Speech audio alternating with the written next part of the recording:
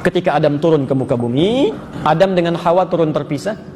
Ya, konon Adam diturunkan daerah sekitaran India, dan Hawa konon diturunkan daerah yang sekarang disebut dengan Jeddah. Di Hawa berjalan, Adam berjalan.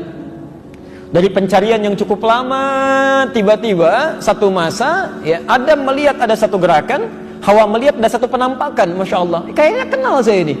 Ya, kenal dalam bahasa Arab disebut dengan Arafah. Maka mereka mulai mendekati diri, naik ke bukit yang cukup tinggi, ya. Bukit yang disusun tinggi untuk mengenali, itu dalam bahasa Arab disebut dengan Arafah, jamaknya disebut dengan A'raf.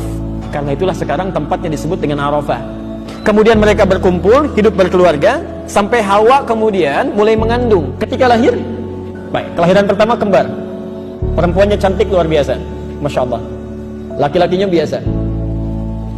Lahir kedua lagi, kembar lagi, ya, kembar lagi. Ya. Maaf, laki-lakinya cukup biasa juga, perempuannya biasa juga. Ya. Kalau ukuran cantik dengan yang pertama, lebih cantik dari yang pertama. Ya. Nah, sedangkan hukum Allah saat itu, kan karena belum ada umat, belum ada perkembangbiakan, ya, keduanya harus dinikahkan kan? Harus ada pernikahan. Maka yang terjadi hukum Allah menjadikan keduanya mesti dilakukan pernikahan secara silang. Di perempuan di sini, yang tadi lebih cantik disebutkan, ya, harus menikah dengan yang satu di sini. Sedangkan laki-laki yang di sini menikah dengan perempuan yang lahir belakangan atau kelahiran kedua. Iblis berjanji saat sebelum diturunkan, saya akan goda semua anak cucu Adam. Saya akan turunkan keburukan-keburukan supaya menyimpang dari perintah Allah, seperti pernah saya kerjakan. Maka ketika terjadi ini, penyakit pertama iri hati yang dimiliki iblis ternyata diturunkan pada dua anak Adam. Bagaimana caranya? Ketetapan yang sudah diberikan, nikmat ini yang perempuan dinikahkan dengan adiknya bisa gagal, dia tetap menikah dengan yang pertama dan adiknya kehilangan nikmat yang telah ditetapkan itu. Tapi saking bijaknya untuk memberikan hikmah, kemudian Allah turunkan ujian. Kalau kepatuhan ini bisa muncul, maka kami akan putuskan, silahkan sesuai dengan yang diinginkan. Keduanya diminta untuk mengorbankan hasil pekerjaan mereka. Jadi yang anak pertama tadi, ibu, bapak sekalian, itu profesinya dia perkebunan. Adiknya yang kedua, dia profesinya di peternakan. Apa yang terjadi? Setelah tiba masanya, diserahkan kemudian untuk korbannya, ternyata yang satu diterima, yang satu ditolak. Yang diterima ini ternyata yang diterima yang adiknya yang kedua tadi. Dia merawat kambingnya, setelah dewasa, setelah bagus, Masya Allah, dipilih oleh dia yang paling gemuk, yang paling bagus, yang sekiranya paling dicintai oleh Allah Subhanahu Wa Taala, itu yang dikorbankan.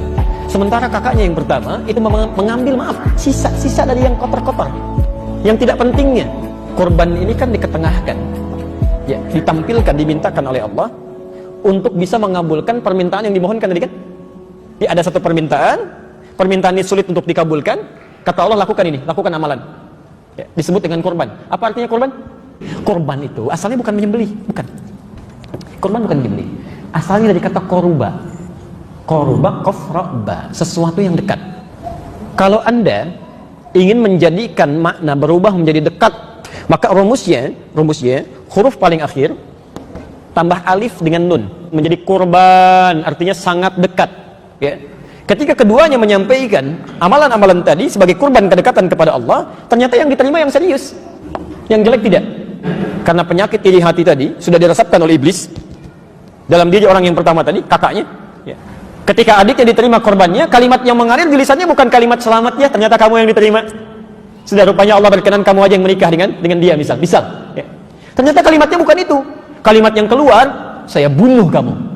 Dijawab oleh adiknya, karena adiknya tidak kena penyakit ini, dia katakan, lihat kalimatnya, innama yataqabbalullahu minal muttaqin. Ini bukan urusan nikah dengan bukan, sudah itu jauh. Ini hanya isyarat dari Allah supaya kita meningkatkan takwa kepada Allah Subhanahu Wa Taala.